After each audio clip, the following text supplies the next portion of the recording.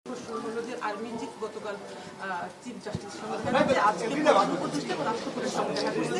মানুষের মধ্যে এক ধরনের গুঞ্জন হচ্ছে যে দেশে আসলে কি হচ্ছে, কেয়ারটেকার গভর্নমেন্ট হচ্ছে নাকি ইমার্জেন্সি হচ্ছে, আসলে দেশে কি হচ্ছে। আর্মি চিফ প্রধান বিচারপতির সাথে দেখা করেছেন এই ধরনের কোনো তথ্য আমার জানা নাই। আমি দু একটা পত্রিকায় দেখেছি, আর অনলাইনে এটা নিয়ে নানান গুজব গুঞ্জন হয়েছে দেখেছি। এসব গুজব গুঞ্জন নিয়ে বিচলিত হওয়ার মতো কিছু নাই, এটা হচ্ছে আমার বক্তব্য। আর আর্মি চিফ অবশ্যই এখন পর্যন্ত তো অবশ্যই গুজব, আমি তো এই সম্বন্ধে কিছু জানি না। আর আর্মি চিফ আপনার আমাদের প্রধান উপদেষ্টার সাথে মাঝে মাঝে দেখা করেন, রাষ্ট্রপতির সাথেও আগে দেখা করেছেন। তো আমি মনে করি না এটা নিয়ে বিচলিত হওয়ার মতো কিছু আছে। আমি এই ধরনের কোনো সম্ভাবনার ব্যাপারে অবগত না।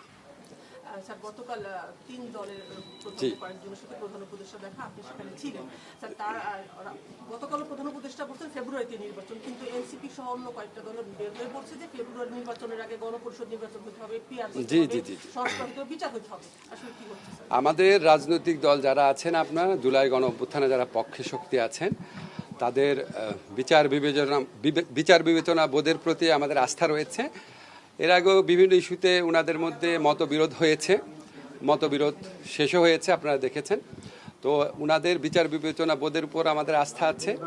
আমরা মনে করি যে প্রয়োজনীয় মুহূর্তে আমরা তাদের বিভিন্ন ব্যাপারে মতভিন্নতা থাকতে পারে, প্রয়োজনীয় মুহূর্তে অবশ্যই আমরা তাদের মধ্যে ঐক্য দেখতে পারবো। আর আমরা সরকারের পক্ষ থেকে ফেব্রুয়ারিতে নির্বাচন করার ব্যাপারে দৃঢ় প্রতিজ্ঞ।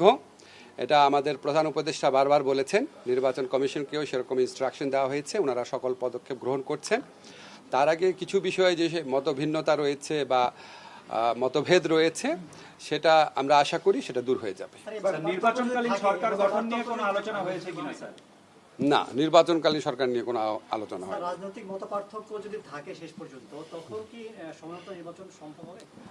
এটা তো আপনার যদির ব্যাপার বললেন। হ্যাঁ, নির্বাচন আমরা সরকারের পক্ষ থেকে আমাদের যে অবস্থান সেটা আমরা বারবার বলেছি। আমরা ফেব্রুয়ারিতে নির্বাচন আয়োজন করার ব্যাপারে দৃঢ় প্রতিজ্ঞ, এবং আমাদের যত রাষ্ট্রীয় কর্মকাণ্ড আছে এই লক্ষ্যকে সামনে রেখে অগ্রসর হচ্ছে, এখানে পেছানোর কোনো সুযোগ নাই।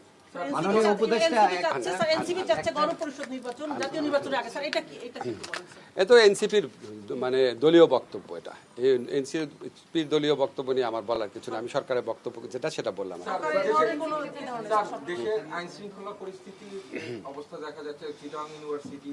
আইন শৃঙ্খলা পরিস্থিতি আমাদের দেশে গত এক বছরে মাঝে মাঝে বেশ অবনতি হয়েছে, আবার ভালো হয়েছে। একটা গণ অভ্যুত্থান পরবর্তী পরিস্থিতিতে বা বিপ্লব পরবর্তী পরিস্থিতিতে সমাজে বিভিন্ন রকমের অস্থিরতা থাকে, এবং এই সমস্ত অস্থিরতার প্রেক্ষিতে আইন শৃঙ্খলা পরিস্থিতি মাঝে মাঝে যে আপনার অবনতি ঘটে, সেটা আপনার যতই দুঃখজনক হোক, হতাশাজনক হোক, এটা খুব অস্বাভাবিক বলে মনে করি না। আমরা এরকম সিচুয়েশন আগে ট্যাকেল করেছি, আবার ভালো হয়ে গেছে, ইনশাআল্লাহ ভালো হবে আবার। না, কথা নাই। দৈনিক বাংলাদেশ মিডিয়া, সত্যির সন্ধানে সারাক্ষণ।